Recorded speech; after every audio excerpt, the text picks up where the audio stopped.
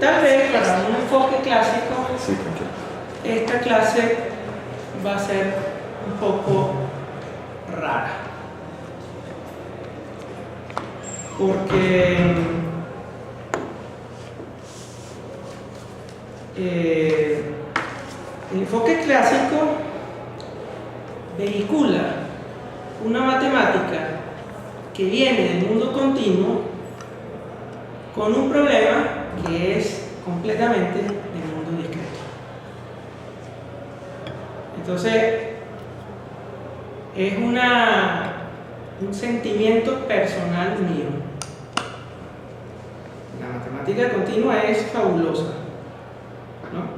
Pero creo que es bueno empezar a estudiar análisis de algoritmos por el problema discreto como tal. Y mañana sí vamos a la parte continua. Para los que ya saben de análisis de algoritmos, que son todos seguramente, ¿no? Bueno, básicamente esto está estructurado en tres partes, ¿no? Una pequeña introducción de cuál es el problema. Después más o menos en qué consiste lo que llamo yo crítica de algoritmos. Y vamos a analizar los árboles binarios de búsqueda con lo que vamos a aprender en esa parte crítica, ¿no?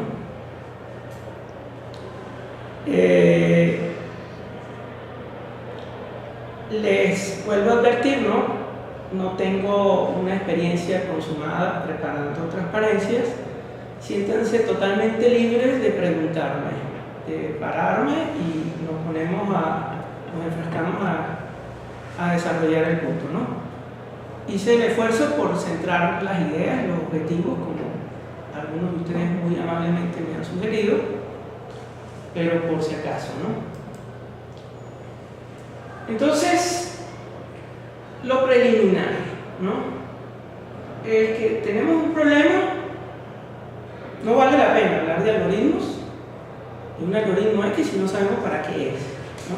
Es invinculable un algoritmo del problema que pretende resolver o pretendería resolver el algoritmo. Yo tengo un algoritmo determinado. ¿Cómo valoro el algoritmo? Es una pregunta que a menudo en esta época es moral, pero en nuestro campo pues, es muy importante, en toda práctica. Pues, ¿qué cosa es buena, qué cosa es mala? Entonces, ¿cómo digo que un algoritmo es bueno o no? Y vuelve el asunto de una valoración, que necesito pues, un punto de referencia. Y el punto de referencia es justamente el problema que se resuelve.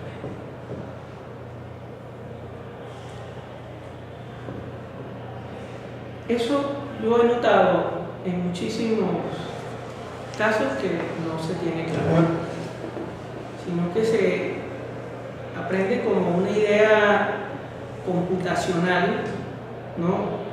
De analizar, de criticar, pero uno se olvida el para qué. Hay dos asuntos que uno tiene que responder en decir que un algoritmo sea bueno o no. Uno es la eficacia. La eficacia es que efectivamente el algoritmo haga lo que se pretende que hace. Lamentablemente, ese no es el corpus de este curso. Por supuesto, debemos diseñar algoritmos que sean eficaces, ¿no? Pero también es otra gran confusión que creo yo que he observado muchas veces y creo que es algo que debería de estudiarse bastante, por cierto, en la ingeniería del software. ¿Por qué hay ese desdén hacia la eficacia? Hacia lo que llaman correctitud. Yo no sé si el tema existe, pero el término existe, pero se entiende, ¿no? Es decir, si el algoritmo es correcto o no. Y eso es mucho más importante y primario que la eficiencia. Y sin embargo, se resuelve la eficiencia. Oye, no puedo creer, es un chicle pegado acá. No. Entonces, después de que uno sabe que el algoritmo es correcto, que en efecto resuelve el caso o conoce cuáles son las limitaciones, que eso también es valioso en caso de que no esté completamente correcto, entonces ahí sí uno puede hablar de la eficiencia. Nuestra clase y los cursos de análisis de algoritmos están orientados hacia la eficiencia. La correctitud debería de ser un tema aquí y también de la ingeniería del software. Hay varios indicadores de eficiencia.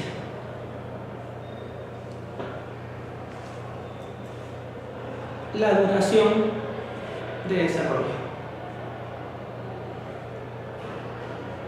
El coste de ejecución.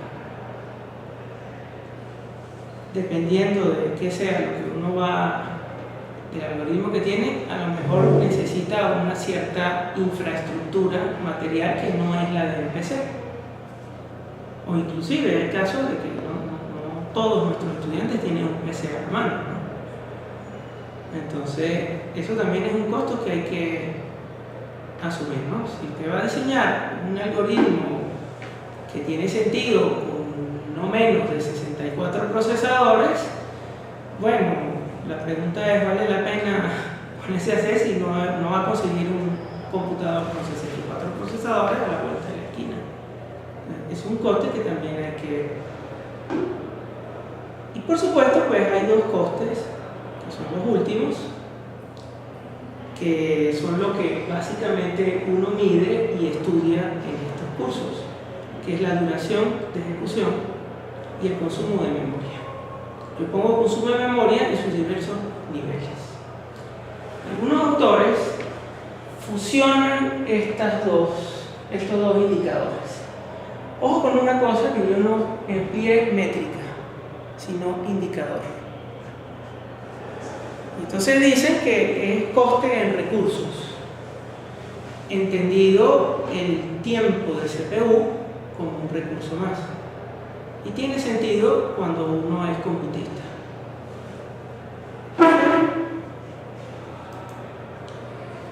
Bueno, entonces nosotros ya delineamos qué es lo que vamos a estudiar, que son estas dos cosas: duración y consumo de memoria.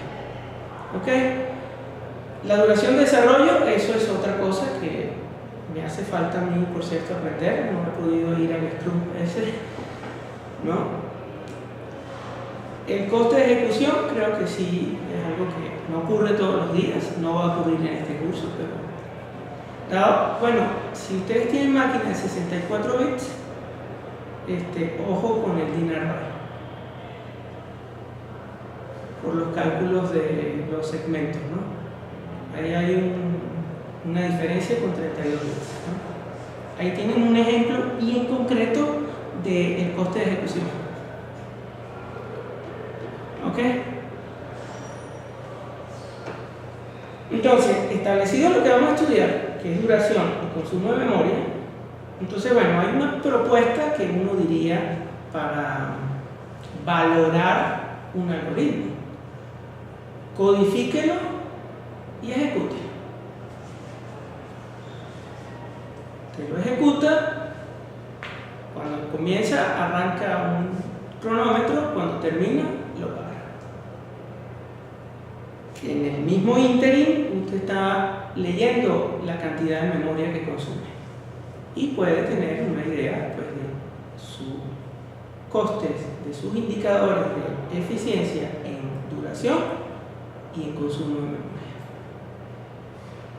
Es un criterio, eso que está allí es absurdo, ¿no? Pero no es accidental, ¿no? Es muy intencional, ¿no? Es un criterio objetivo, entre comillas, de una manera objetiva. Yo quiero saber, por ejemplo, quién es el más fuerte de ustedes. Bueno, vamos a poner a ver quién levanta más peso. No hay vuelta, ¿no? Y es tentador medir algoritmos valorar algoritmos, sistemas, así. Los sistemas, no los algoritmos, se valoran mucho de esa forma.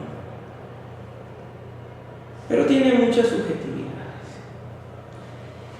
Para empezar a buscar un verdadero criterio objetivo, vamos a asumir que es posible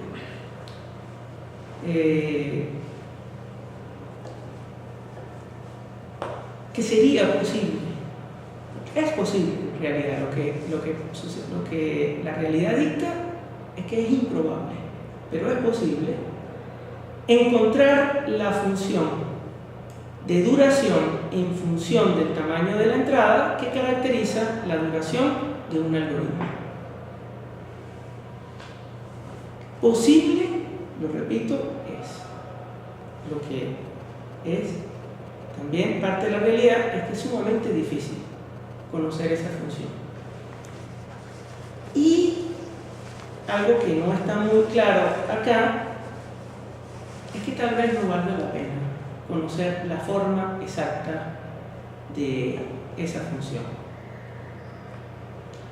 Ahora, en lo que sigue de aquí hasta el resto del curso, nosotros siempre vamos a estar vamos a mantener en nuestro inconsciente, porque eso después se va a olvidar, la existencia de esa función.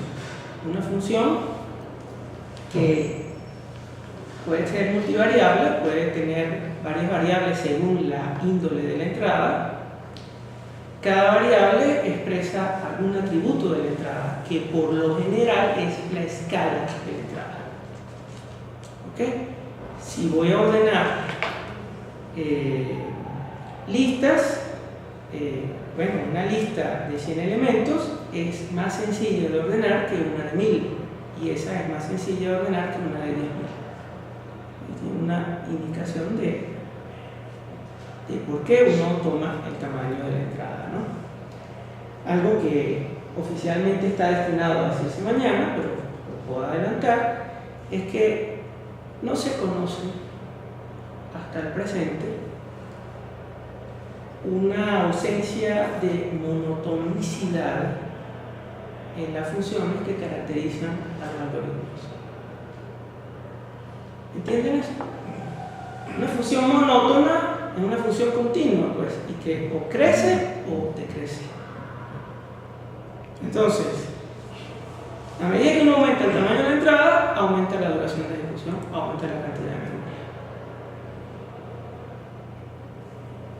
Si la entrada es menor, entonces tiene menos consumo de memoria, dura menos la ejecución del programa, ¿no? ¿Está claro? Hay a veces sus excepciones que también son parte de la ingeniería. A mí particularmente, yo por honestidad una vez puse una gráfica de transmisión de unos paquetes, pero los paquetes que se transmitían con tamaño 0 demoraban más tiempo que los paquetes que se transmitían con tamaño 1, 2, 3 hasta un cierto umbral. Entonces cada vez que me veían eso, bueno, me deslegitimaban. Era un poco desconsiderado, ¿no? Porque obviamente, pues, cuando usted programa la transmisión de un paquete, pues no lo va a hacer para transmitir paquetes de tamaño 0. Entonces, obviamente, el verificar que alguien meta un paquete de tamaño 0, bueno, eso lleva un tiempo y por eso tarda un poquito más. A lo mejor el protocolo, depende de fondo del backend que tenga, espera a que haya un buffer ya dado para enviar ese paquete de tamaño 0. Y ya, listo. Pero cito el ejemplo porque, bueno, es un caso que podría no encajar en esa monotonicidad, pero que en realidad sí lo es, porque es una excepción, pues, ¿no? Entonces está claro el punto, ¿no? Yo pregunto algo, por ejemplo, para sumar números con el algoritmo escolar, ¿cómo sería la función matemática que me caracterice ese algoritmo? Lineal. Lineal. Probablemente Demian, la función con Demian sea así, con Leandro a lo mejor va a ser así, con Laudín no sé cómo estará, no puede ser así o puede estar por acá, quién sabe, ¿no? Pero sigue siendo lineal, ¿no? Si tiene más cifras, demora sumando, ¿ok? Bien. Ahora, ¿cuáles son las subjetividades que nosotros tenemos que considerar? Que son subjetividades que atañen a esta propuesta. Codifique y mida. Primero, no todo el hardware es igual. Hay muchísimas diferencias entre hardware y hardware, incluyendo el modelo, idéntico el modelo. No es lo mismo que yo ejecute hoy, aquí en el tercer piso de la hechicera, este laptop, a que me vaya al vigía en el patio y lo esté ejecutando. El vigía, esto va a calentar más, va a haber una ralentización en los ciclos en el reloj y el computador va a ser ligeramente más lento. Y eso se puede medir, por cierto, ¿no? Aquí, pero inclusive, pues, estoy dando en el propio computador, ¿no? Hay diferencias ya entre CPU y CPU, reloj, ¿no? El cache que usted le coloca, la tarjeta madre donde lo pone, ¿no? El tamaño del cache, ¿no? La memoria que usted tenga. Y hay CPU que son diferentes, hay CPU de 32, CPU de 64. Otra gran diferencia, pues, es el compilador. Yo, cuando hace años, y desde hace como 10 años estoy tratando de resolver un problema que nunca he podido resolver por falta de tiempo, creo, pero que simulo mucho. Son simulaciones que duran 2 días más o menos. Cuando descubrí el compilador Intel, dije ya, me dejo de Webineo, yo compilo cuando voy a simular con Intel, porque la diferencia a veces es el doble con NUM y es asombroso, ¿no? Claro, ellos son los que conocen mejor el objetivo, el target de lo que están generando, entonces, pero un compilador va a ser definitivamente mejor que otro, y también eso es relativo, ¿no? Depende del algoritmo, depende de para qué está preparado el compilador, ¿no? El ambiente no solo se remite al ambiente coloquial, ¿no? También uno puede hablar del ambiente de ejecución del sistema operativo, ¿ves? La carga del sistema operativo, ¿no? E inclusive algo que no coloque aquí, el propio sistema operativo. No es lo mismo ejecutar un juego en Windows que ejecutarlo en Linux. En Windows va a ser mucho más rápido, en Linux va a durar mucho más, pero hay cosas que en Linux van a tardar mucho menos que en Windows. No es lo mismo el mismo algoritmo codificado en el mismo lenguaje, traducido por el mismo compilador, pero un codificador fue Alejandro, el otro codificador fue Antonio. Hay diferencias allí, a pesar de que todo es lo mismo, incluyendo el algoritmo que es nuestro objeto de estudio. Y por supuesto el lenguaje de programación. Entonces todas esas cosas pues ya dan una idea de la dificultad para cuantificar. Y la palabra es, bueno, se puede cuantificar ante todo ese cúmulo de subjetividades. Temas estadísticos. Metemos estadística. Podemos hacer estadística. Pero podemos hacer otra cosa que es una palabra, un dicho, una cosa que se le atribuye como muy bello de la ciencia, que es dilucidar dentro de lo que es variable qué es lo que es constante. No es un juego de palabras, ¿no? Aunque puede parecerlo, ¿no? Una cosa que es muy variable, todas estas cosas varían. Entonces es tratar de encontrar dentro de todo ese mar de subjetividad qué hay que es constante. Y eso es lo que se llama objetización. Que quizás los que tenemos más esperanza de comprender la objetización somos los conjuntistas, porque existe eso de la programación orientada a objetos. Pero no es porque hoy llamamos objeto sujeto, es un sentido muy distinto al que usa la programación a objetos. Muy, muy distinto, ¿no? Entonces la respuesta es haciendo un procedimiento que se conoce ancestralmente como crítica. La palabra crítica viene de una palabra griega que se pronuncia crino y que eso a la vez venía de una criba. Una criba era como un colador.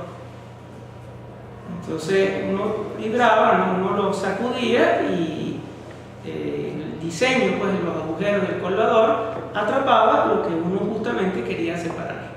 Es algo que se utiliza, por lo menos en imagen de película, para la minería. Y entonces quedaba atrapado en la criba justamente lo que quería uno separar. Entonces, si nosotros logramos separar, encontrar una criba que por cada algoritmo capture lo mismo, entonces logramos descubrir eso que es constante de lo que es variable. Probablemente no me haya explicado y por supuesto no me estén entendiendo, ¿no? Pero la pregunta es, ¿qué separaría usted cuando ve un algoritmo para poder decir si es bueno, malo? O, para hacerlo más fácil, si tiene dos algoritmos, ¿cómo hace para comparar uno con otro? Algoritmos que resuelvan el mismo problema, ¿no? Y aquí sí los invito a responder. ¿Cómo se hace? Tengo dos algoritmos distintos para resolver el mismo problema. Tienen la misma entrada, la misma salida, son correctos, dado. Estamos hablando de la visión experimental, o ya empezamos a hablar de la visión crítica del asunto. ¿No? Empiezo a contrastar la cantidad de operaciones, pero no operaciones en términos del computador necesariamente, que ese algoritmo tiene que hacer con relación al otro algoritmo, y puedo acercarme a esa función, digámoslo así, que planteamos hace un rato que teníamos, y comparar en base a ese criterio. Es así. Es así. La dificultad es responder qué es una instrucción. ¿Cuándo ponemos una instrucción? Y es la parte que creo que es difícil de digerir cuando uno aprende esta cuestión. O sea, para ir un poco más, separar de alguna forma lo que hace el algoritmo de esos criterios subjetivos: hardware, compilador, habilidad del codificador, etc. Y pensar solo en términos de lo que tiene que hacer el algoritmo para conseguir su objetivo. Eso es ligeramente distinto de lo que propusiste, pero completamente cierto, ¿no? Estoy completando. Ok. Sí, está claro.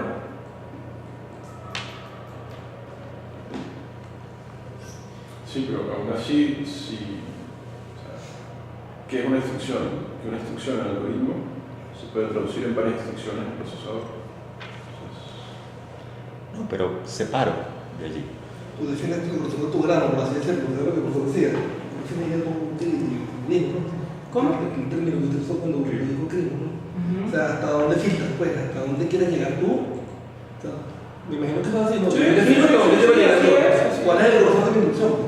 Así es, así Hasta es. donde yo llego, ya no dice. Lo que pasa es que la imagen ya de criba que uno se va a hacer es de todas maneras una criba, ¿no? Es criticar, ¿no? Pero la imagen que uno tiene es que esos huecos de la criba son finitos. Y eso es quizás la trampa que uno tiene cuando quiere ya entender lo que vamos a separar. O sea, que vamos a decir que separamos, que soltamos. Pero ese es un gran problema, ¿no? O sea, bueno, x igual a 1 es una instrucción, pero x igual a y más z también es otra instrucción, pero no duran lo mismo. Siempre va a ser x igual a y más z más costoso que x igual a 1. ¿De acuerdo? Pero desde el punto de vista abstracto yo puedo asumir que esas diferencias realmente en el fondo son irrelevantes para lo que me interesa. Claro, que dice Alejandro, vamos a poner un filtro, el tamaño del filtro, digamos. Claro, uno no sabe en cuántas instrucciones va a descomponer un compilador a suma. Un compilador podría descomponer una suma en más instrucciones que otra, incluso. Entonces, uno podría tener más otro que otro. Eso es como Exacto. manejar del punto A al punto B, a lo mejor esta analogía es muy burda, ¿no? Pero manejar del punto A al punto B en un carro automático o en un carro sincrónico. En el carro sincrónico hay más instrucciones, si lo quieres ver, el carro automático, ¿no? Pero en general el tiempo y el esfuerzo es más o menos el mismo. ¿Sí? Y le puedes añadir otra. Ese es un ejemplo muy bonito. Muy bueno, sí. Podría colocar otra. Y lo que no se puede ver Pero es que podría añadir, bueno, no es lo mismo ir en jeep a los pueblos del sur que ir en un sedán como que yo tengo.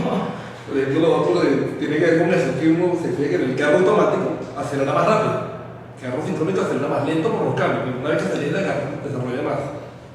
Ese es un detalle que, por eso que decía, la métrica uno define hasta dónde fijar.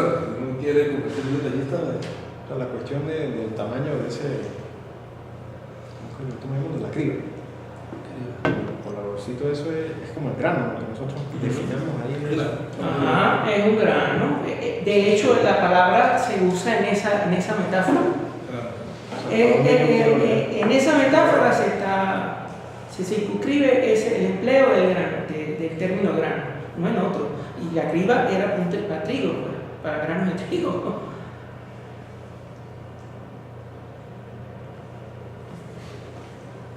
Entonces, bueno, la respuesta acá es criticando, pues, o sea, separando, ¿no?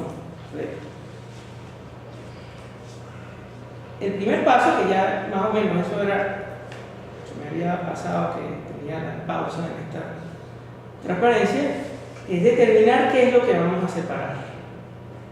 Y ya tenemos una idea que lo que vamos a separar es instrucciones.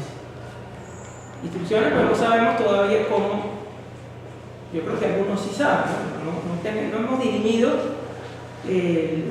lo que algunos llamamos el tamaño, o lo que Antonio muy bien dijo, el grano, ¿no? Pero también, no solamente la criba es una manera de separar. La criba es un método, ¿no? Pero hay otros métodos, ¿no? Algunos son destructivos. O sea, una vez hay que romper, caer la martillazo, una cosa, joder. Separar en partes. No va a ser así con los algoritmos, ¿no? Aunque sí, con los algoritmos, el arte de analizar un algoritmo es saber desarmarlo. Hay un término muy computacional de la compilación que se dice un rolling, que es hacer como el unroll del algoritmo. ¿Han escuchado ese término? ¿Tú? No estoy seguro si... En el contexto de... En paralelismo se usa mucho. Cuando uno dice un roll, un for, ¿de acuerdo?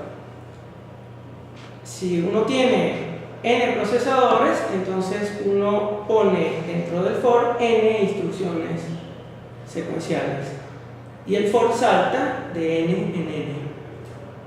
En lugar de hacer un for que se incremente de uno en uno, entonces hacer un roll en términos del paralelismo era exponerle al compilador pues las n instrucciones tantas como procesadores se tenga dentro de un for. Entonces el arte de analizar algoritmos es poder mentalmente, en abstracto y después en papel, cuando uno vaya, desenrollar el algoritmo. O sea, quitarle todas las estructuras de control y lograrlo ver como una secuencia. Y entonces el tamaño de esa secuencia respecto a otra podría ser, digamos, el baremo de valoración de calidad de un algoritmo. ¿Me explico o quieren que ahonde más? ¿Sí?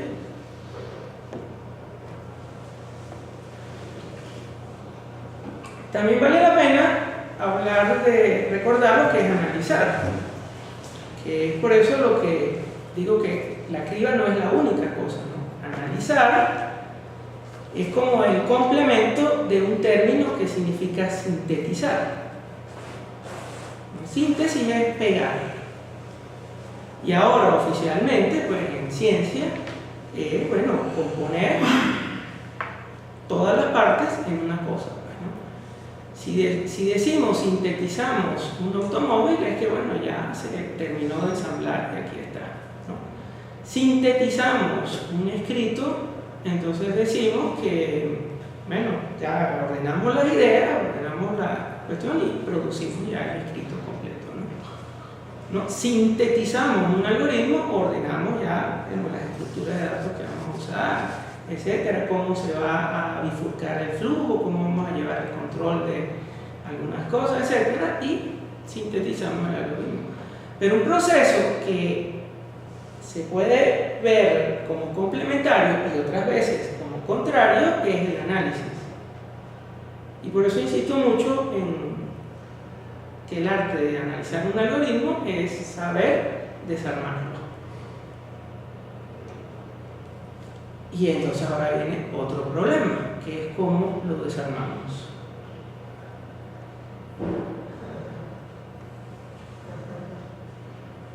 ¿Me pasa algo? Ya, disculpen que no sé qué. Entonces vamos a ver aquí algunos cuantos ejemplos de algoritmos, ¿no? Vamos a estudiar primero el 1 y el 2.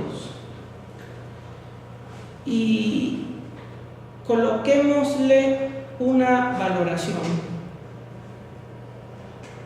de tiempo de ejecución para ver si, o para yo como sondear qué tanto podemos desarmar algoritmos. Entonces, el primer algoritmo, es la solución de una ecuación de segundo grado. Y este es el cálculo del área de un paralelogramo. ¿De acuerdo? Donde hay 3 puntos A, B y C, ¿no? Y aquí, pues, A, B y C son las constantes famosas de la ecuación escolar de segundo grado, de la solución de una ecuación escolar de segundo grado. ¿Ok? Entonces, ¿qué podríamos decir? Estoy consciente de que resuelven problemas distintos, pero ¿cuál, por ejemplo, creen ustedes que sería más rápido? Segundo. ¿Por qué? Tiene menos multiplicaciones que el primero. Es un punto muy interesante, ¿no? No sé cuál es el costo de la raíz cuadrada. raíz Exactamente. cuadrada. Ese debe ser alto, ¿no? Es uno de los más altos. Calcular una raíz cuadrada es trinca. Trinca. Es costoso, ¿no? De todas maneras, aquí se puede optimizar mucho, ¿no? O sea, este divisor y el discriminante se pueden calcular a priori, no es necesario volver a hacer esto, ¿no? acuerdo? Sin embargo, también es irrelevante, o sea, no se va a caer un cohete porque el programa tenga, ni un satélite tampoco, pues, ¿no? Porque usted calcule 2 veces la... Lo que sí se podría caer es si usted se confunde ahí con la aritmética, que fue lo que pasó con un cohete Una famoso. réplica, vale, sí. Oye, siempre que ocupe memoria, Con el tamaño de la palabra. ¿Con el tamaño? El tamaño de la palabra creo que fue el problema. Del Ariane 5. El Ariane 5, sí, fue que la rutina estaba en entero y cambiaron al 5 en float, en punto flotante. Y se fue, ¿no? Bueno, lo que yo diría, si no lo dicen ustedes, es que este algoritmo y este algoritmo, bueno, probablemente este sea el que termine primero, pero terminan rápido, rapidísimo. ¿Ok? En menos de... No tengo la menor idea. En esta computadora, por lanzar ahí un flechazo de cifras, unos 70 microsegundos. Micro, ¿no? 10 a la menos 6, ¿no? Por ahí. Ahora aquí tenemos un algoritmo que es el producto escalar de 2 vectores, ¿no? Un algoritmo sencillo, ¿no? Por supuesto, este va a tardar mucho más que estos 2 algoritmos. ¿De acuerdo? Pero si yo le puse 70 microsegundos, yo le pondría a este unos 500 microsegundos. ¿Sí? No se multiplicaría por 170 Pero es que no es así tan proporcional, ¿no? Pero bueno, ojo, estoy especulando, ¿no? Yo Okay. nunca he medido estos algoritmos, ¿no? Y además que ya hablamos de la subjetividad, quizá no tenga sentido medirlo, ¿no? Lo que sí tiene sentido es competir, ¿no? Entonces ahí sí puede ser una... Entonces fíjense que esto, bueno, se va a hacer 100 productos. Entonces bueno, por eso quizá a lo mejor tú lo que estás haciendo es multiplicar aquí esto por 100, pues, ¿no? Esto tardaba 70, lo multiplicas por 100, pero no es tan directo, ¿no? Porque esto, por ejemplo, yo podría decir, para entrar en materia, que esto se precarga. ¿De acuerdo? O sea, estos operandos de este producto quedan precargados en el cache e inclusive se pueden anticipar según sea el procesador, ¿no? Pero bueno. En dado caso, hay una característica que yo le pondría a estos 3 algoritmos de la izquierda, y es que no importa cuánto demoren, pero ellos van a terminar en el tiempo que yo puedo acotar, que yo puedo predecir, inclusive máximo. Yo le puedo decir no va a pasar más de tanto tiempo. Eso es muy importante porque aquí en este tipo de algoritmo aparece algo que no hemos nuevo, que es una variable. Este es el producto tradicional, ¿no?, de 2 matrices. Entonces, este es un producto, bueno, aquí con n igual a 10, chévere, no es muy lento, ¿no? Pero si n es 1.000.000, entonces va a tardar bastante, ¿no? Es más o menos proporcional a n al cubo.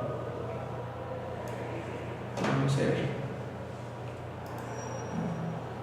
Pero es una diferencia esencial, ¿no? Y aquí yo puedo decir que van a terminar en tiempo finito. Aquí depende del valor de n. El consumo de memoria también depende del valor de n. Y aquí hay otro método que es el ordenamiento por selección. El ordenamiento por selección es el método que creo yo es el preferido, el favorito de cuando uno juega cartas. Cuando uno juega barajas y la va a ordenar, o incluso si uno le pone como desafío ordenar la baraja, uno abre el mazo o las pone, si es el caso, en una mesa, ¿no?, Y entonces recorre de izquierda a derecha la secuencia de cartas. Selecciona la menor y la coloca de primera. Y entonces ya queda una parte del problema resuelta. La menor carta ya está en su posición definitiva. Paulatinamente vuelve a repetir el mismo procedimiento con lo que resta de la secuencia. Selecciona la menor y la pone de segunda, o la pone encima de la primera. Es equivalente. Vuelve otra vez a buscar la menor, la pone. Cuando se acaban las cartas, entonces ya el mazo queda ordenado. ¿Ok? Ahí también depende de la cantidad de elementos. Y este método tiene una gran ventaja para analizar, que se las puedo lanzar en este momento, y es que no importa cómo se presente la permutación de cartas, el método siempre va esencialmente a hacer la misma cosa.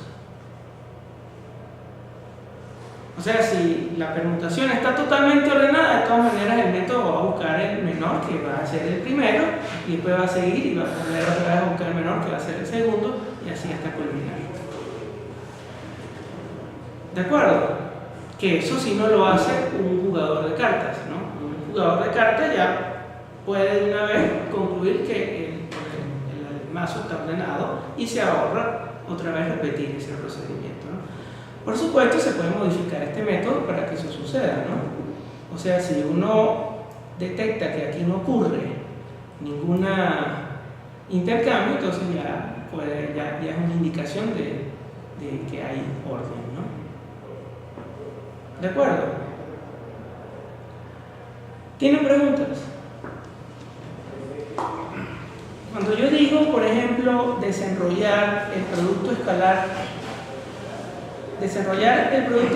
sería eliminar el for y entonces colocar suma más igual a A sub 0 por B sub 0.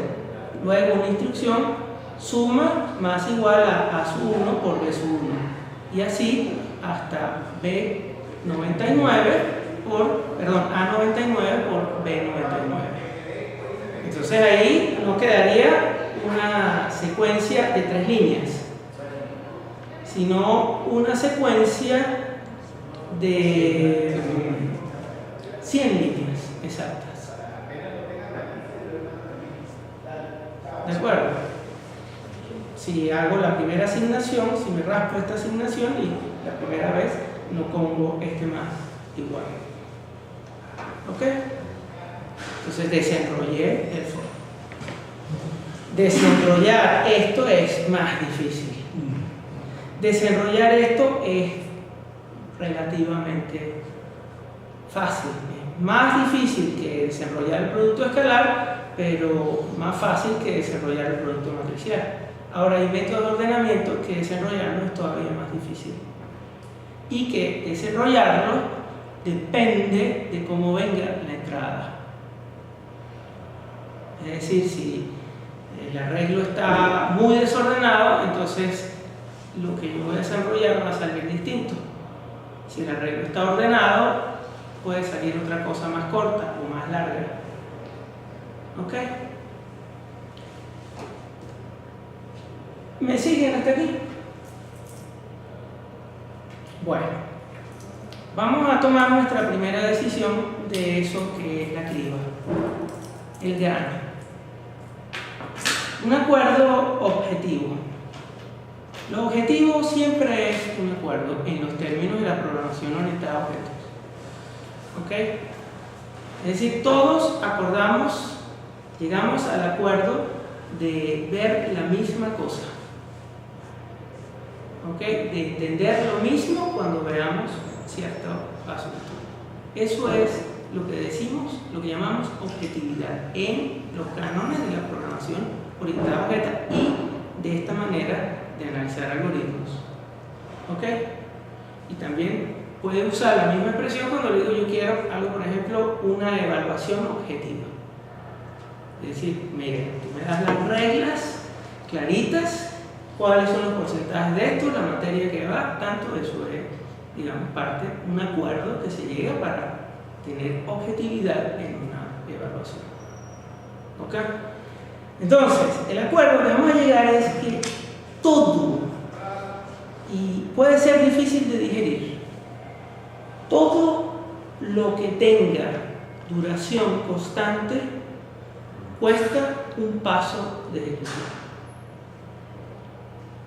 Entonces, podemos reformularlo de esta forma. Un paso de ejecución es cualquier secuencia de instrucciones, sin importar la forma, de la cual yo tenga el conocimiento, y eso sí es esencial, ¿no? Ser cierto de que eso va a tener una duración de ejecución constante. Que se va a ejecutar en un computador más de 600.000 MHz, va a durar un cierto tiempo, mucho menor que en uno de 3.000 MHz. Pero de todas maneras yo puedo ponerle una cota a eso y siempre la voy a cumplir. Entonces fíjense que es muy importante aceptar una cosa, ¿no? Según ese acuerdo, este programa es un paso de ejecución. Este programa es un paso de ejecución. Este programa, que es el producto escalar, es un paso de ejecución. Pero un paso de ejecución, ¿por qué? El tamaño de la entrada de feed Siempre va a ser 100 repeticiones, va a ser suma igual a 0, vas a ejecutar ese for hasta 100. Entonces, listo, ahí hay ya eso que les decía, una constancia. ¿De acuerdo? Aquí sí no puedo hacer esto, pero sí puedo más o menos ver algunas cuestiones que me pueden ayudar al análisis. Esta sección es un paso de ejecución. Esta sección es un paso de ejecución. Esta sección es un paso de ejecución. Lo que es variable aquí es el valor de n, que va a determinar la cantidad de veces que repite este for. Porque hay dos cuadros, o sea, cada if lo separa como paso de ejecución, no vamos. Sí, en efecto. Están separados como pasos de ejecución, pero ojo, déjame, sí, tienes razón. Este if pertenece exclusivamente a este for, ¿de acuerdo? Mientras que este if está circunscrito al for más externo. ¿Ok? Entonces hay que verlo por separado, ¿no? Ahora, que cuando yo analice este señor, voy a tener un tiempo, una cantidad de pasos de ejecución que va a ser mucho mayor a este mero paso de ejecución que se ejecuta acá. ¿De acuerdo? No sé si esa fue la pregunta, ¿no? Creo que sí. O sea, los separamos en dos pasos de ejecución porque dependen de... No dependen, sino se realizan un número de veces diferente en función de I y J. No.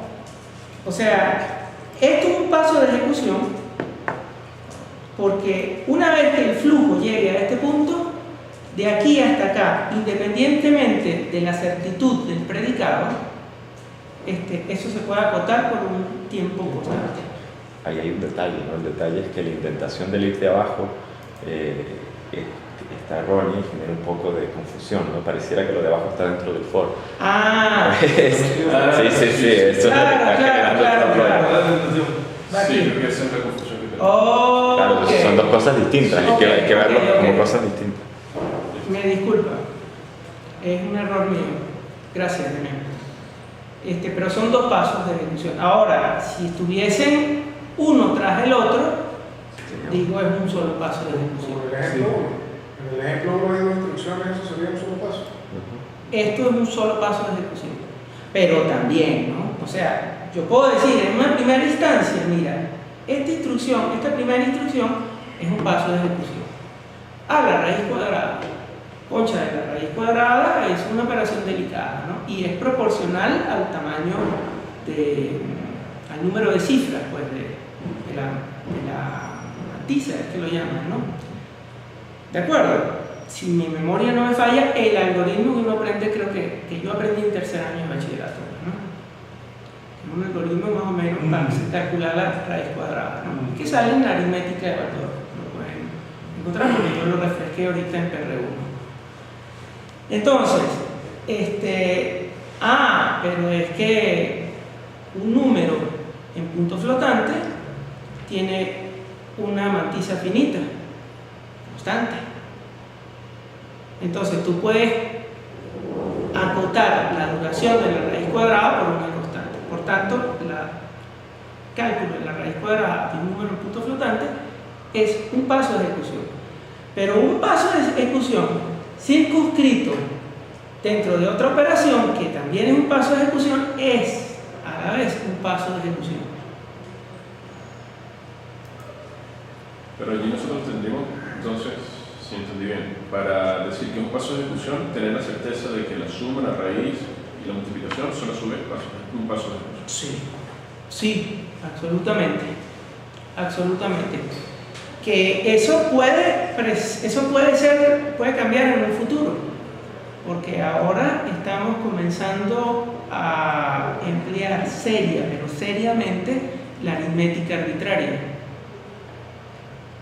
¿De acuerdo? O sea, ahorita estamos hablando ya de lo que yo he escuchado, ¿no? Eso sí no lo he visto sistemas de aritmética muy buenos, pero sistemas ya que lleven millones de cifras. Lo he visto con Python. Python creo que tiene, no sé, ojo. Pero, No, a mí no me extrañaría lo más mínimo. Genera unos números, uno puede hacer cálculos y generar números. A mí no me extraña lo más mínimo, pero, o sea, con el asunto de los números primos sí me consta personalmente que uno habla ya de millones de cifras. Hablan de números arbitrariamente grandes. Normalmente está limitado por la memoria del computador. Sí, y ahora por el disco también. Ok. Entonces, bueno, eso puede cambiar. Muy buena la observación, ¿no? Porque esto está asumiendo que son números en punto flotante, en un máximo, yo no sé en cuánto estará ya, en eso me perdí, ¿no? Creo que ahorita el long double debe estar en 128 bits, si mal no me acuerdo, ¿no? Entonces, bueno, te decía César, ¿qué te llamas tu nombre? Iván, perdón, Vivas. Te decía Iván que la raíz cuadrada es un paso de ejecución. Y esa raíz cuadrada circunscrito dentro de la suma y la asignación también es un paso de ejecución. Pero más, un paso de ejecución seguido en ejecución de otro paso de ejecución también cumple la regla de que puede acotarse la duración. Si usted tiene aquí ahorita una tarea que le dice, para esta tarea el máximo son 5 minutos, no va a pasar más, y después de esa tarea viene una segunda tarea cuyo máximo son 10, entonces dice, bueno, el máximo de todo eso son 15 minutos, pero esos 15 minutos son constantes, entonces es 1, y es lo que cuesta más cuando se comienza a aprender esto. ¿Ok? Que en este dominio 1 constante más 1 es 1. ¿Sí? Es decir, un paso de ejecución más un paso de ejecución es 1. Y lógicamente eso es impecable, ¿no? Porque estamos diciendo todo lo que tenga duración constante cuesta un paso de ejecución.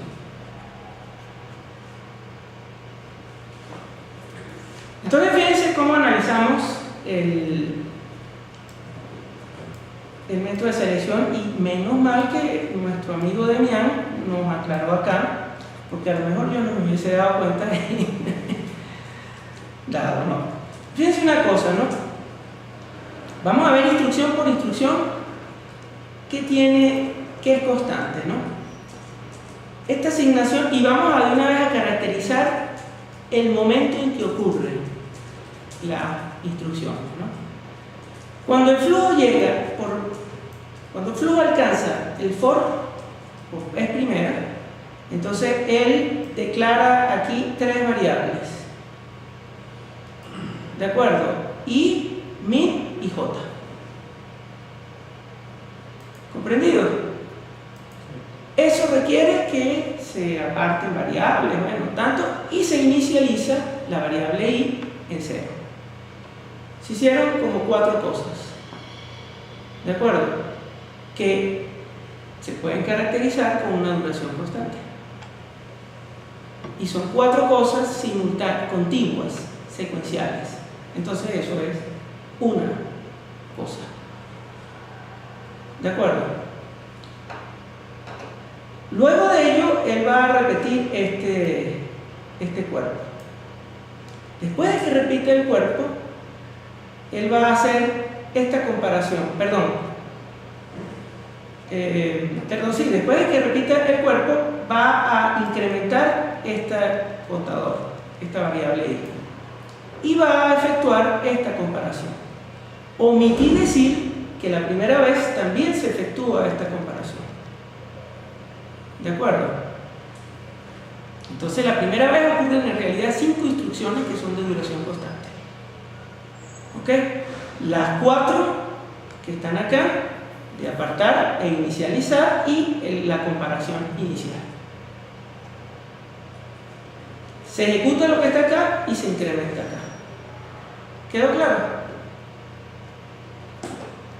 Revisemos ahora las instrucciones acá. Con esto ocurre parecido, ¿no? No creo que valga la pena ahondar qué es lo que está pasando, porque el razonamiento es similar, ¿no? Lo que sí vale la pena es ver acá esta asignación, ¿no? Esta es una asignación, no sé cuáles son los valores de min, no sé cuál es el valor de j, sobre todo, no sé qué sucedió antes. ¿De acuerdo? Pero sé que si sucede, porque esto está condicionado a la certitud certitud de este if, de este predicado. Si sucede, eso es un paso de ejecución, porque es duración constante. ¿De acuerdo? Ajá. Y con el if hay que tomar una decisión. El if puede ser algo engañoso. El if tú puedes separarlo en 2 casos. Si el predicado es cierto, entonces eso demora la evaluación del predicado más lo que está dentro del if. Si el predicado es falso, eso demora solamente el predicado, evaluar el predicado. ¿Se entiende eso?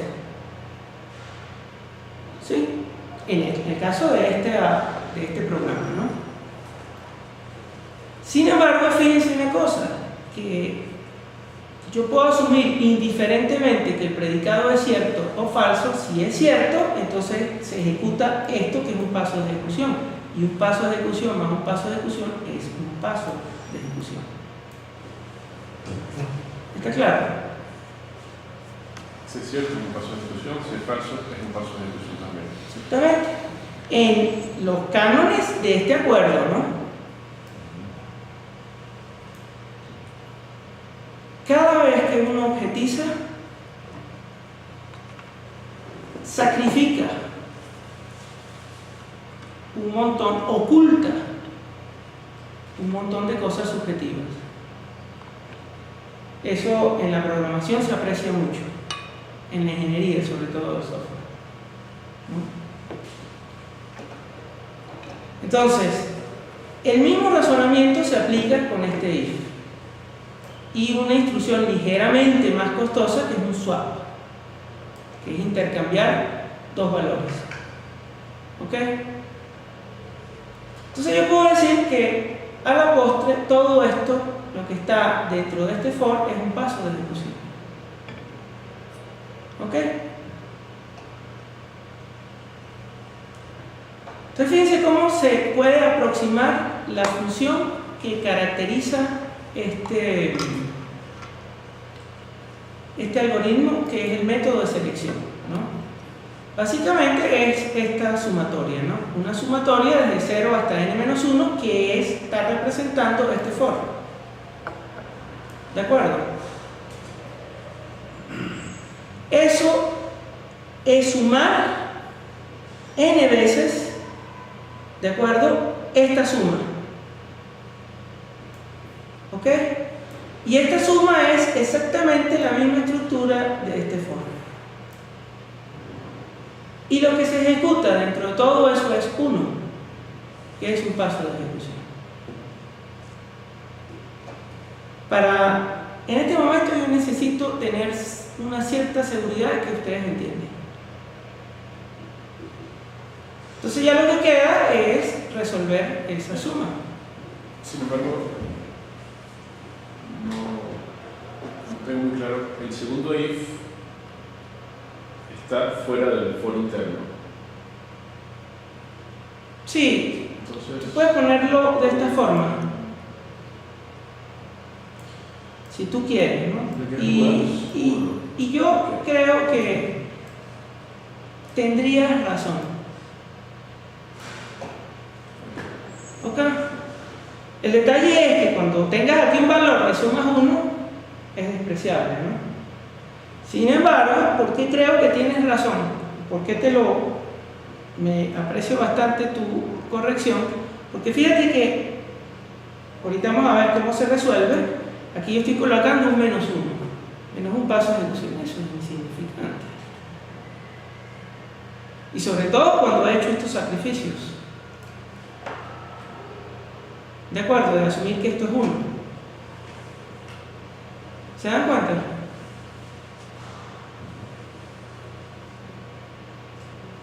¿Entienden la observación de Laudín, no? Laudín es que te llamas tú, ¿no? Ok. Entonces, bueno, como tarea, resuélvanla así.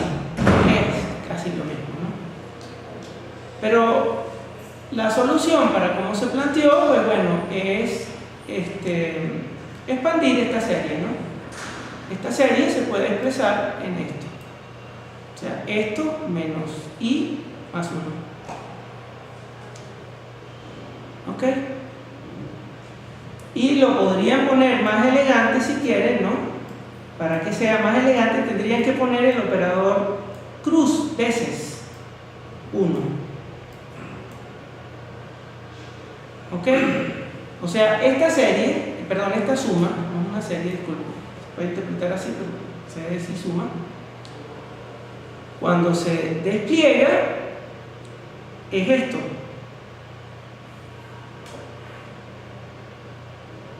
¿Sí lo ven?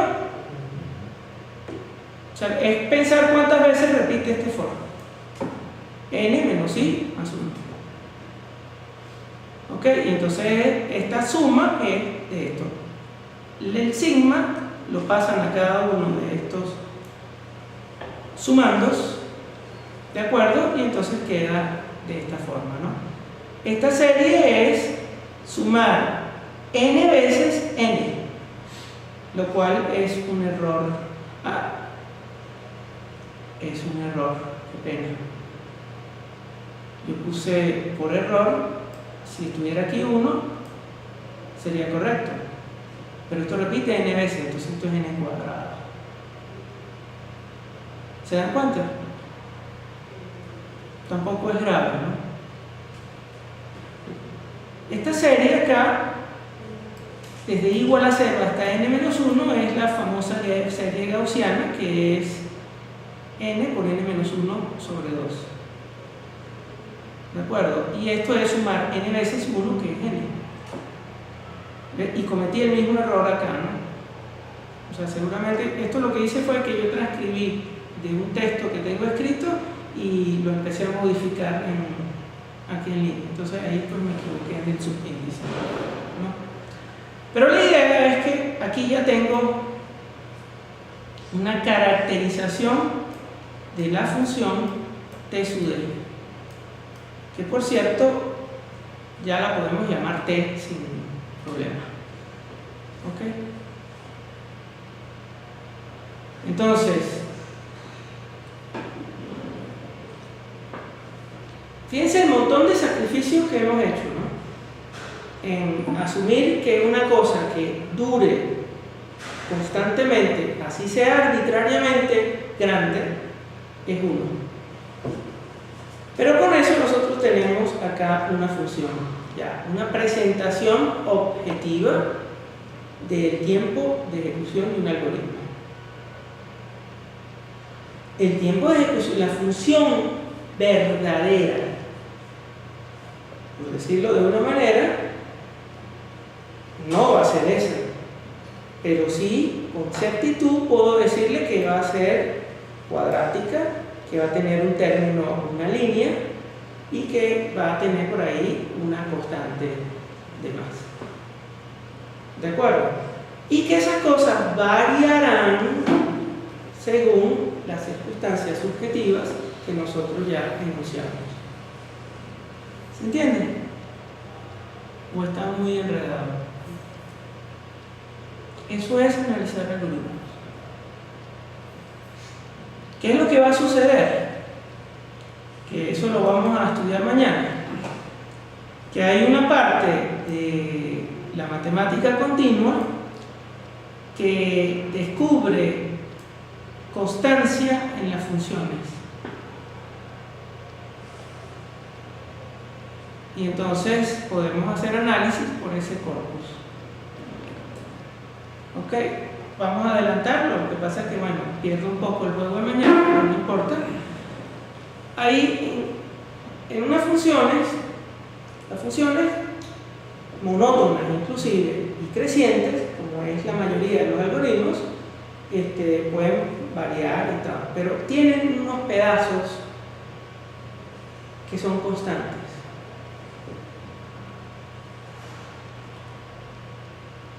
Ahora, lo que pasa es que hay que ver la criba de seleccionar el grano, como dice Antonio, ¿no? Y la forma de ese grano para poder ver esa constancia. Pero las funciones tienen una constancia en este sentido, ¿no? Uno hace así las que son las que caracterizan algoritmos. A partir de un cierto valor, ya en un dominio que por lo general no es bastante abstracto, ya uno ve la función como una recta.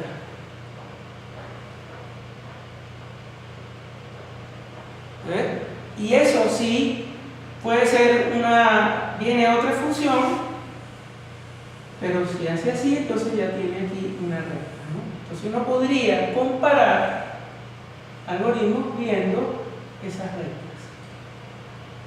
Esas rectas vienen del cálculo, si el conocimiento de la historia matemática es correcta, y se le llaman asíntotas. ¿Ok? Entonces, en un terreno infinito, que es un terreno abstracto, pero manejable concretamente, uno le observa a muchas funciones esa constancia, que es la asíntota. Entonces yo podría decir, mira, a partir de un lado de la derecha, yo no necesito conocer cómo es la función. Lo que me interesa es saber cuál es la recta. Inclusive podría sustituir la recta por la función en sí. ¿Comprenden eso? Sustituir la función por la recta. Perdón. Claro. Gracias.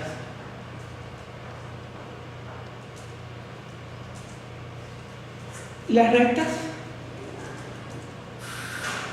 son fabulosas, ¿no? Creo que todos somos de control, ¿verdad?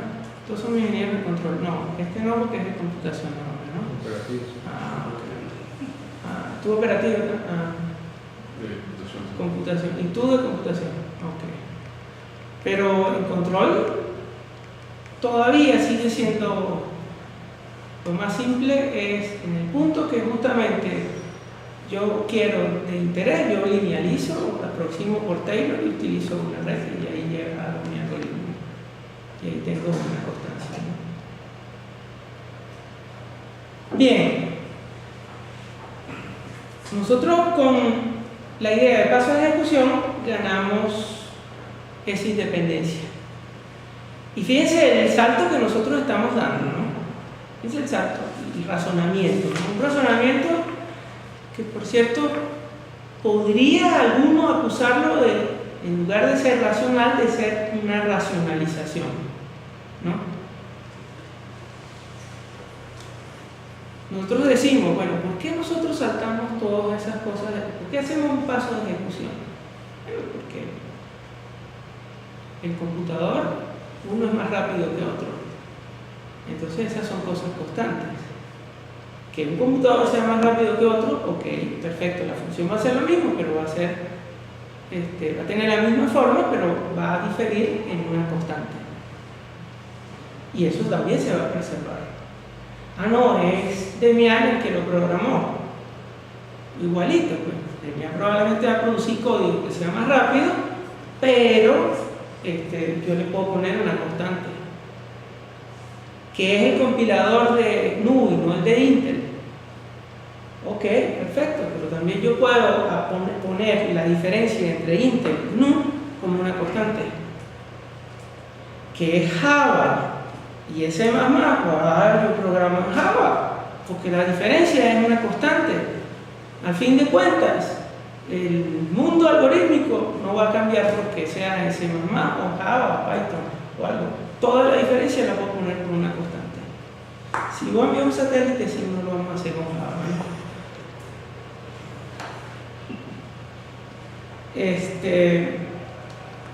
Entonces esa es como una gran ganancia, ¿no? Nosotros nos sacudimos y esa sacudida también hay que tener cuidado, ¿no? Porque la sacudida, hay una expresión que yo no me atrevo ahorita con mi inglés tan pésimo a pronunciarla, ¿no? Pero que la expresión es meter el polvo debajo de la alfombra, ¿no? O sea, barrer y levantar la alfombra y meter el polvo, ¿no? Y entonces todo quedó limpiecito, pero todo el sucio está fuera, está debajo de la alfombra, ¿no? Entonces eso es una de las cosas que hay que tener cuidado de esta objetización y de la que vamos a ver mañana. ¿Ok? Que se ocultan un montón de cosas, ¿no? Si este for hubiese sido de 10 millones,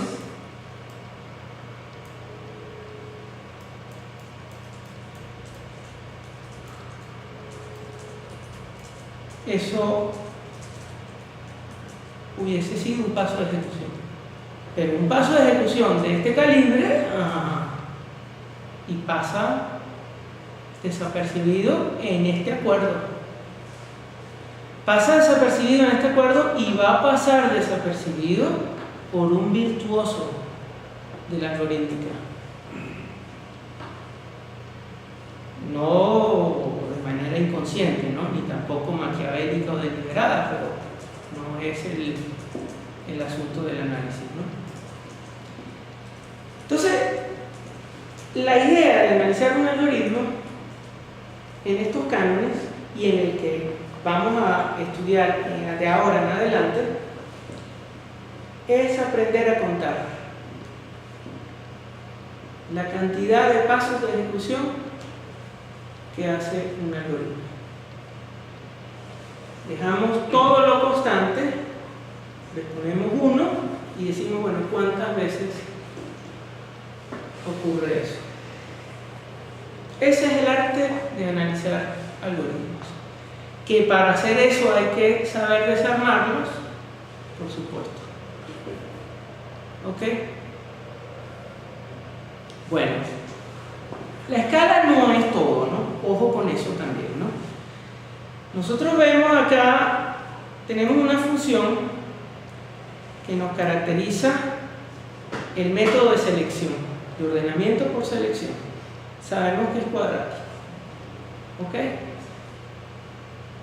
Lo cuadrático, en muchos aspectos de la física, uno ve que es malo, ¿no? Los campos, por ejemplo, ahí uno se da cuenta, ¿no? Campo gravitatorio, mientras está más cerca, entonces ya es el cuadrado lo que está trayendo, igual el campo magnético. ¿Ok? Entonces, lo cuadrático es manejable según la escala, ¿no? Pero llega un momento en que ya no se puede. ¿Ok? Eso es una gran información.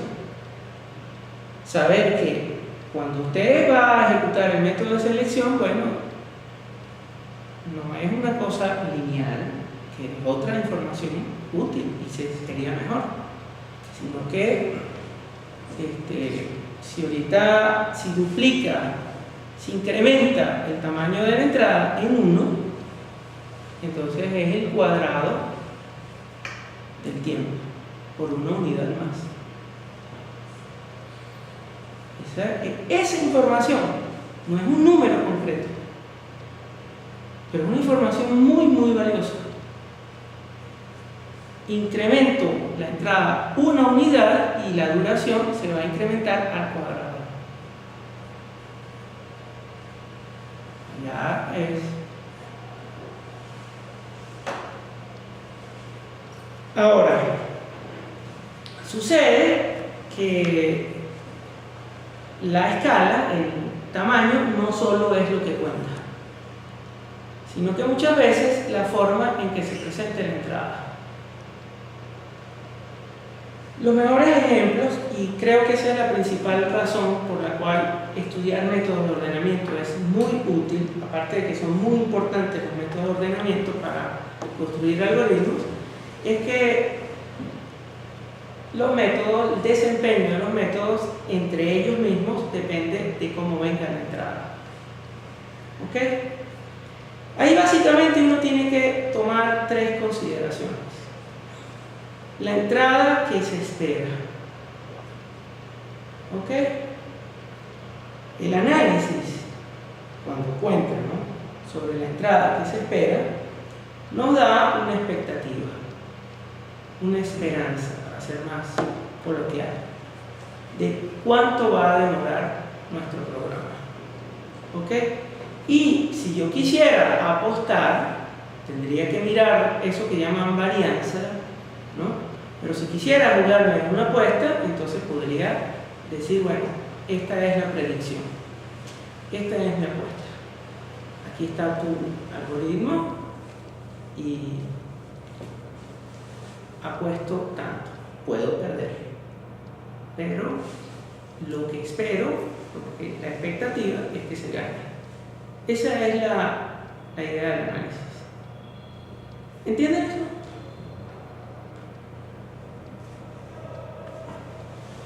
No se ve en ninguno de los métodos.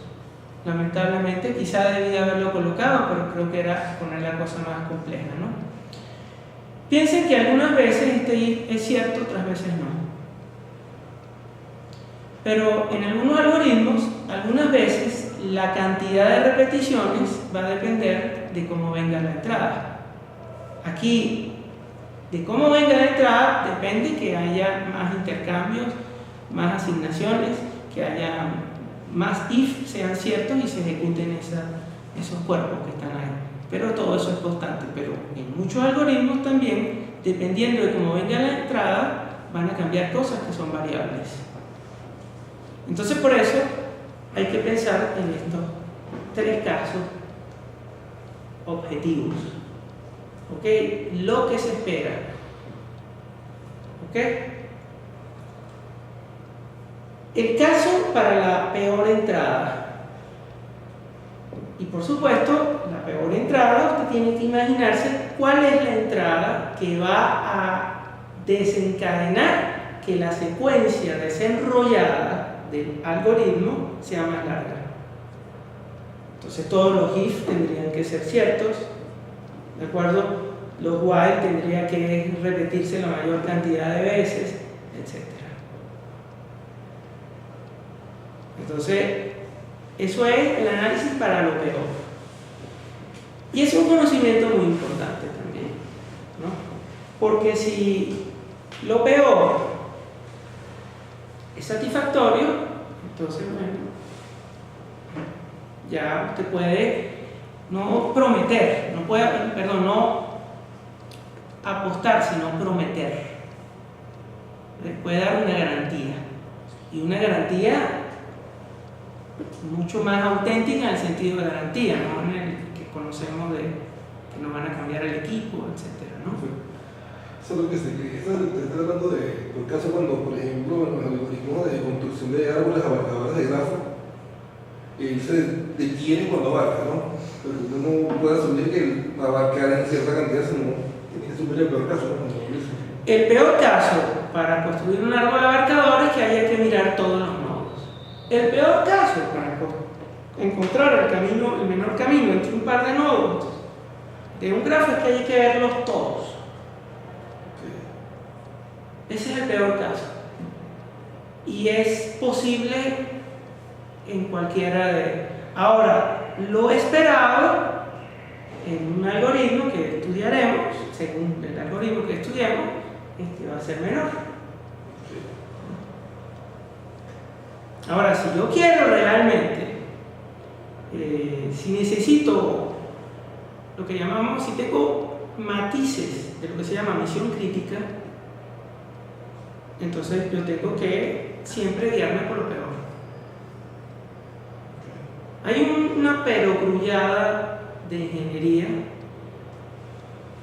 que a mí me parece muy importante, y es cualquier cosa que sea diferente a lo peor es mejor.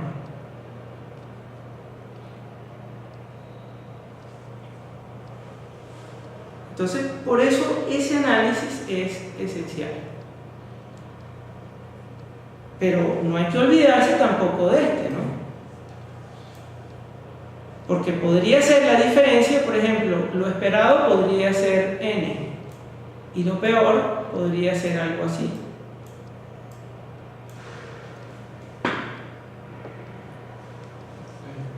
¿Ok? Entonces, la separación nos da más o menos la idea, ¿no? Y aquí esta nota que está en lo último es esencial también. ¿Cuál es la probabilidad de ocurrencia? ¿Ok?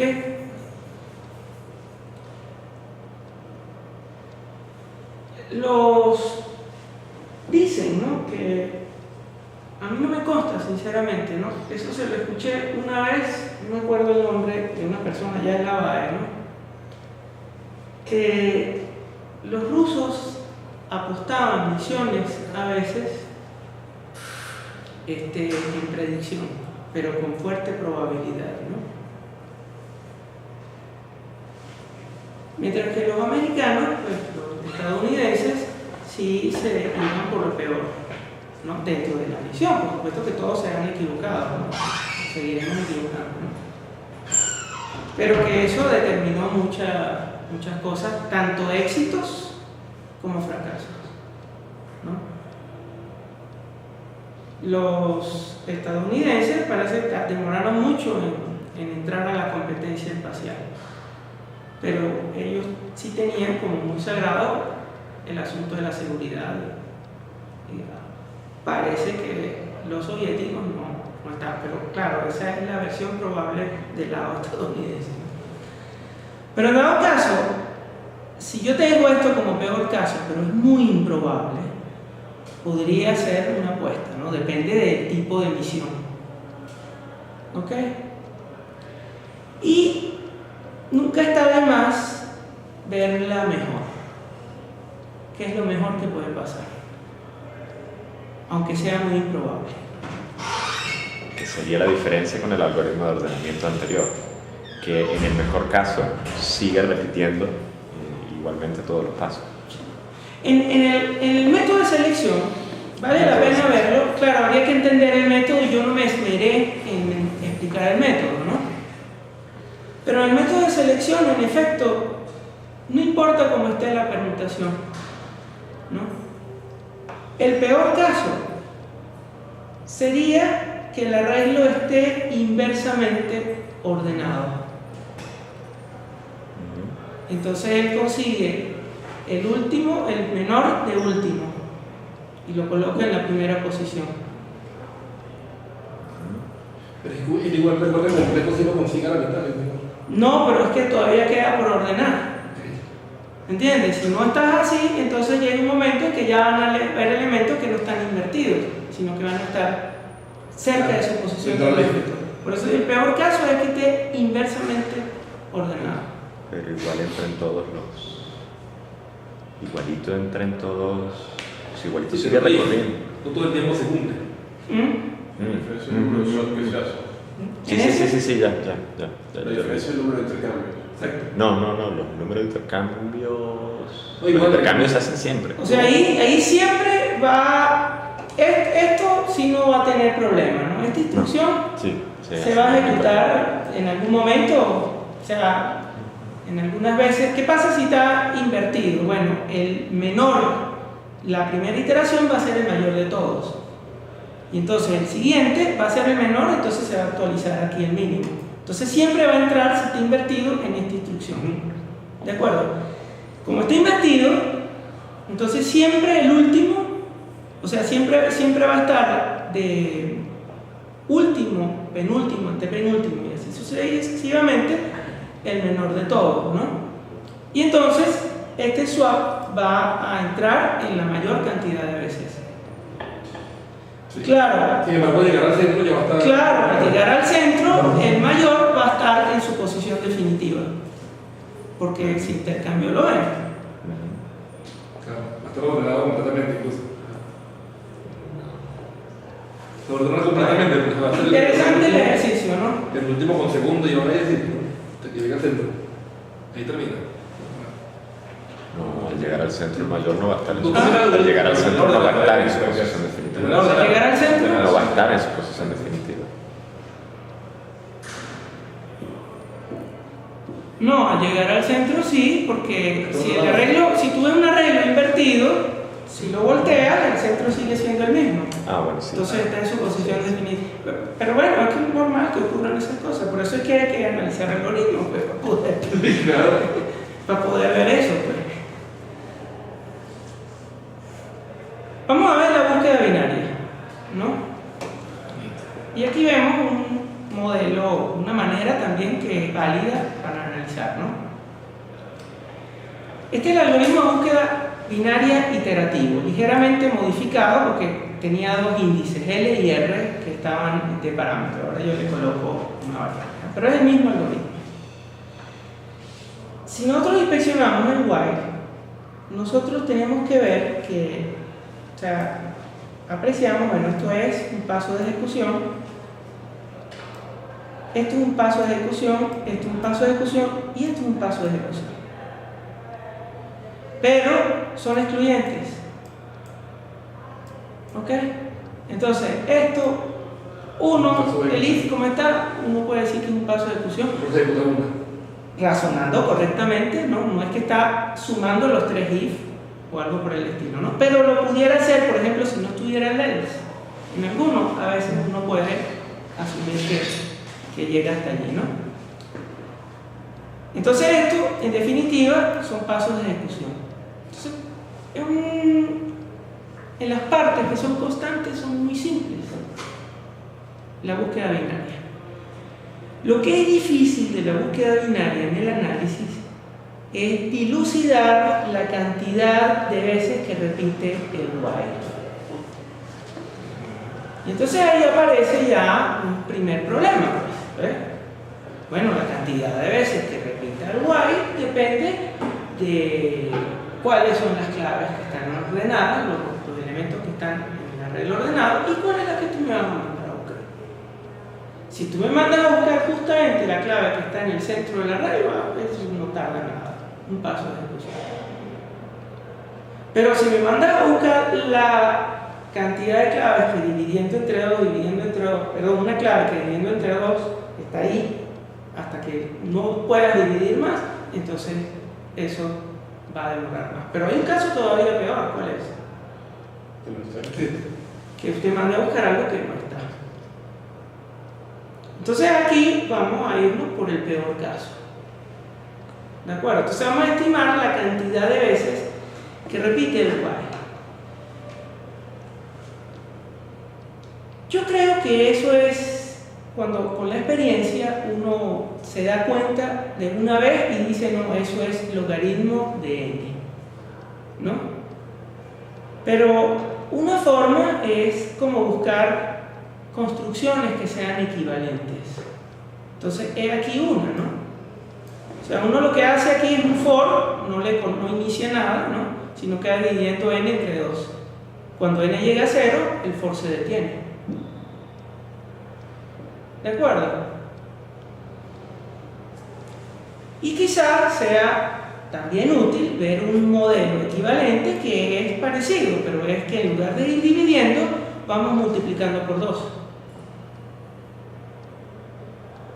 ¿De acuerdo? Entonces nosotros multiplicamos por 2 en uno, dividimos por 2 en el otro, pero la cantidad de veces que se repite tiende a ser la misma. Fíjense que si usted ve la curva, ¿no?, del logaritmo, más o menos, dividiendo por 2, sale así, ¿no? ¿De acuerdo, no? Mientras que la exponencial saldría así. ¿De acuerdo? Entonces, claro, la parte que es de interés ver es este cuadrante, ¿no? En el análisis de algoritmos, estas zonas no son de interés. ¿Ok? Entonces, son a la postre la misma función. Una es la inversa de la otra. Entonces, por eso son equivalentes. Entonces, cuando uno lo ve, uno dice, ah, no, logaritmo de n, directo, ¿no? Pero si todavía tiene dificultades, bueno, asuma aquí un ligero truco, o ardit, como lo llaman, que es asumir que n es una potencia directa de 2. Y entonces, bueno, k es logaritmo de n. Resuelve t de 2 a la n es la suma desde 1 hasta k de un paso de ejecución. Y eso da k, que es a la postre, por este cambio, log n pasos. ¿Se dan cuenta, por favor?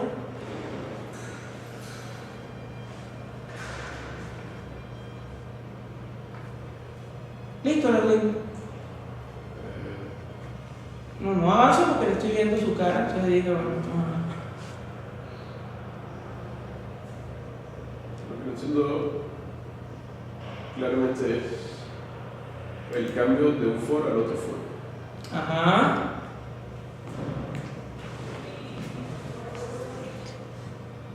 No veo la equivalencia entre los for todavía.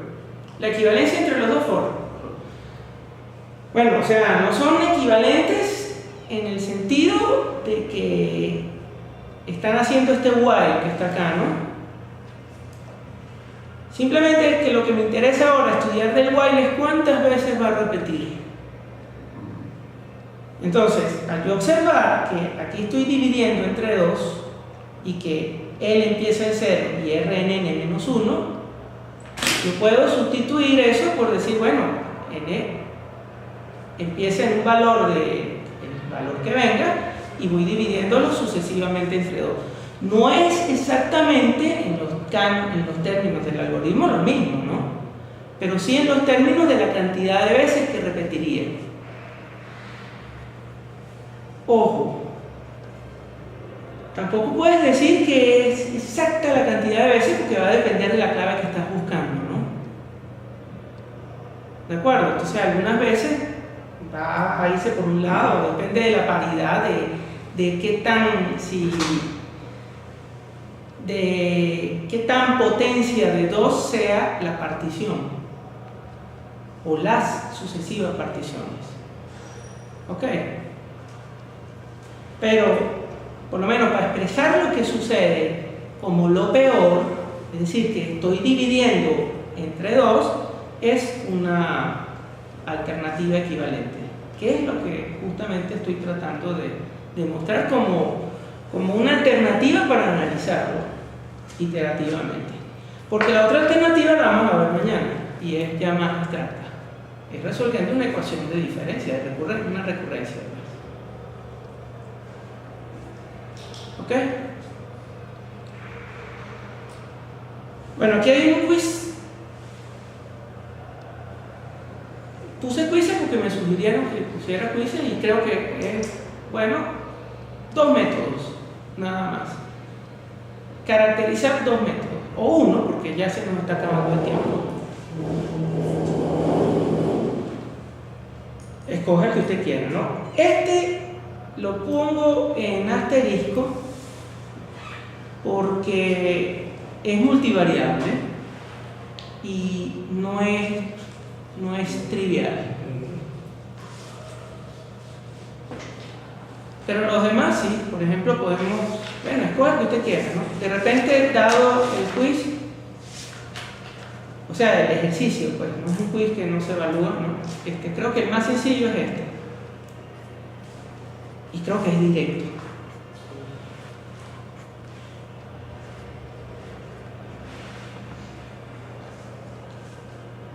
Sí, uno tiene intentado constante, el ejemplo constante, pero con una variable en primer ejemplo. ¿Entiendes?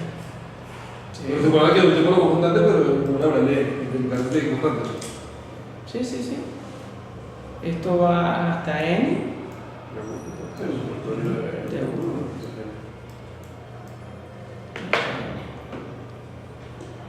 ¿Ok? Como decía, el producto potencial pues es la sumatoria de y esta es mi. Sí, son 3 sumas. 3 sumas consecutivas de 1.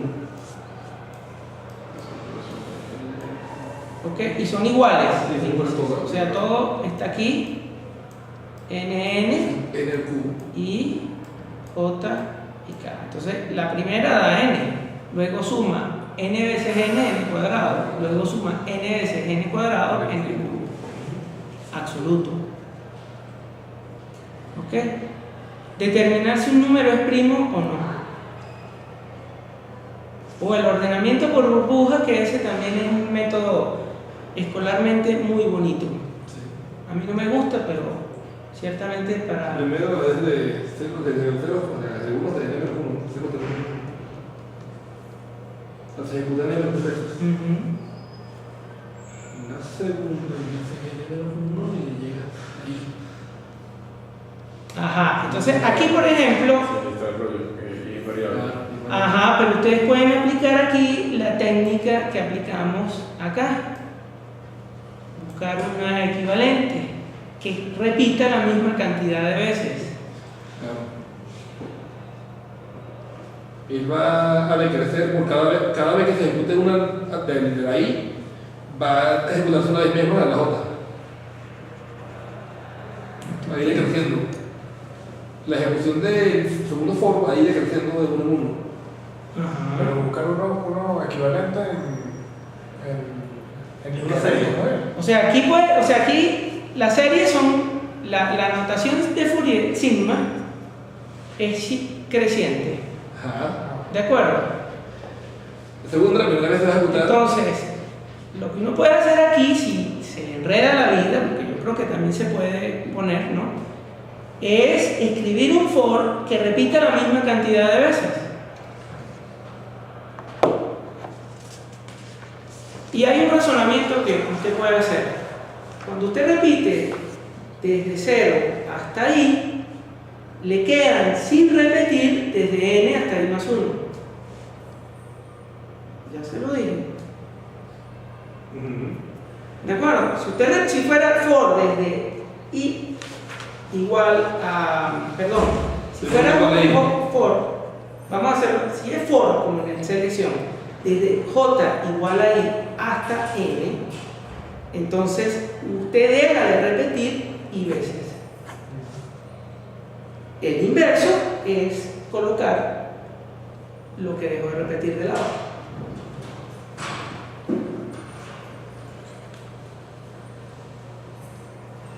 Entonces la primera vez se repite, si no me equivoco, la primera vez se repite n igual a n menos 1, pero la segunda vez es n menos 2, la tercera vez va a ser n menos 3, así va hasta que termina. O sea, a ver si estaba un poquito concentrado en el primo. A ver, o sea, estoy volteando entonces básicamente el sigma, la sumatoria. Estoy yendo en realidad desde i hasta n menos 1. Sí, ok. Eso es una forma de verlo. Sí, esa es. O sea, de repente, pictóricamente se puede ver, no lo he hecho nunca en mi vida, ¿no? Pero, o sea, yo lo que digo es que en selección repetía J desde I hasta acá, ¿verdad? Entonces él paraba acá. Él empezaba a repetir y recorría toda esta zona. ¿Ok? Entonces, cada for, el for externo, entonces lo que iba es reduciendo esto. Invertirlo sería entonces colocarlo al revés, ir aumentando esto. Y lo que está sucediendo en ese for es desde aquí, o sea, esto se va reduciendo, si no ahorita no lo estoy viendo. El ordenamiento burbuja, entonces eso se va reduciendo porque n va aumentando. ¿De acuerdo? Entonces la primera vez repite muchísimo, la segunda vez va creciendo. Entonces si tú ves que aquí repite tantas veces, comentar es voltearlo, porque tú lo usaste muy bien la expresión voltear la sigma, porque nunca la había escuchado, pero es completamente rica en la metáfora. Entonces, para analizar la burbuja, lo pueden analizar así. Con lo que vamos a ver mañana se puede ver directo, ¿no? Pero en los pasos de ejecución, y eso puede ser necesario cuando vayan a analizar algoritmos, sí hay que estar muy pendiente de cómo son los índices. ¿Quieres que siga aquí? ¿Tenías alguna? No, sí. Tratando de calcular, pero. Ok. Bueno,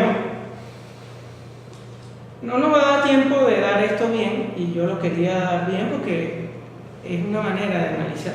Los árboles binarios no tienen nada que ver con el análisis de los algoritmos, con la notación no, que es lo que... La pregunta acá, con los árboles binarios, bueno, termina mañana, es ¿cuántos pasos de ejecución toman las operaciones básicas sobre los árboles binarios de Boolean? Entonces, tenemos una información. Los algoritmos sobre los árboles binarios de Boolean son recursivos. ¿Ok? Hay también iterativos, pero tenemos otra información. Todo depende del árbol. Del árbol. La forma del árbol es altamente incidente en el desempeño de los algoritmos.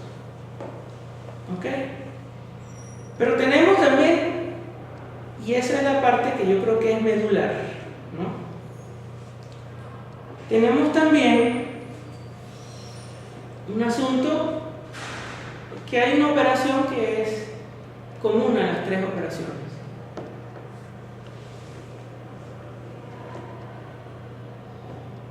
Lo de la forma, este teoremita que es muy simple, nos dice la altura mínima del árbol. ¿Ok? La demostración está aquí, no vale la pena de verdad que yo se la... ¿A dónde? Aquí está la... O sea, un árbol de altura mínima se construye siempre, si yo quisiera construir, meter la mayor cantidad de nodos a lo más mínimo posible, asignar el árbol, entonces yo empezaría a construirlo, bueno, no avanzo un nivel hasta que no haya terminado, no esté lleno el actual, ¿no? Entonces en el siguiente introduzco nodos, pero aquí no puedo introducir, sino que tengo que completar el nivel. ¿De acuerdo? Entonces lo voy construyendo así. Ese árbol generalmente tiene esta forma, una forma como triangular. Y aquí uno puede decir que el número de nodos siempre va a ser menor que esto, ¿no? Que esta suma. En la raíz solamente en el nivel 0 tenemos nada más un nodo de espacio. En el nivel 2 tenemos 2. En el nivel 1, perdón. En el nivel 2 tenemos 4 nodos de espacio. En el nivel 3 tenemos 8. Siempre un nivel tenemos el doble. ¿De acuerdo? Si el árbol es de esta forma, de la altura mínima. Entonces la cantidad de nodos, si conocida la altura, siempre va a ser menor que esta suma. Es resolver esa suma. Esa suma es sencillísima porque multiplica la suma por 2, ¿de acuerdo? Y la resta. Entonces le queda, cuando resta este término, estos se le eliminan con estos. Entonces le queda este y el 2 a la 0 que es 1. ¿De acuerdo? Entonces ahí tiene la cota de la altura. Pero lo que enseña ese teoremita es el precio en pasos de ejecución que usted paga en un árbol binario cualquiera. ¿Ok? Lo mínimo en función de la cantidad de nodos. Pero no dice lo máximo, o sea, el mejor caso. ¿Ok? Ahora, el meollo del análisis es analizar la búsqueda. Y si ustedes entendieron bien los algoritmos, deberíamos responder sin problema por qué. Todo se hace búsqueda. Lo demás que se hace en la eliminación y en la inserción, se puede, en la eliminación no tanto, ¿no? En la inserción es constante. O sea, se busca fallido, se coloca un no. En la eliminación se busca parcial. Y después el join se termina de buscar hasta el final. O sea, es una búsqueda también. Entonces, con analizar la búsqueda, está resuelto el asunto. ¿Ok? Bueno, vamos a tener que dejarlo hasta acá. Pero el punto sería ver lo máximo. Ahora, eso se puede responder ya. ¿La secuencia? ¿La secuencia? Ajá, ¿cuánto? N. Porque es como si te ordena la secuencia que insertas, es como una línea, una lista. O sea, tengo una lista en vez de un árbol. Mala suerte. Con un poco punteros ahí nulos. ¿Ok?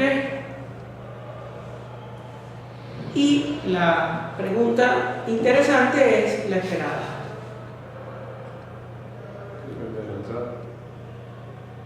Depende de la entrada.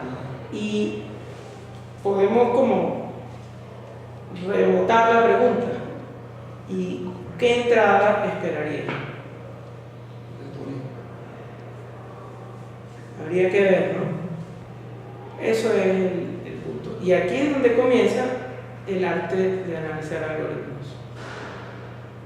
Si mañana se me ocurre una nueva estructura de datos y sin querer, si ustedes se pueden pensar, siempre inventamos estructura de datos. Pero nunca nos tomamos la molestia de analizarlas. Y a veces salen muy buenas. A veces uno se le ocurren unas cosas muy buenas, pero como no las analiza, bueno, como que las olvida, ¿no? Solamente recuerda las que por hit de la situación se utilizaron. Bueno, vamos a dejarlo hasta acá porque ya nos alcanzó el tiempo.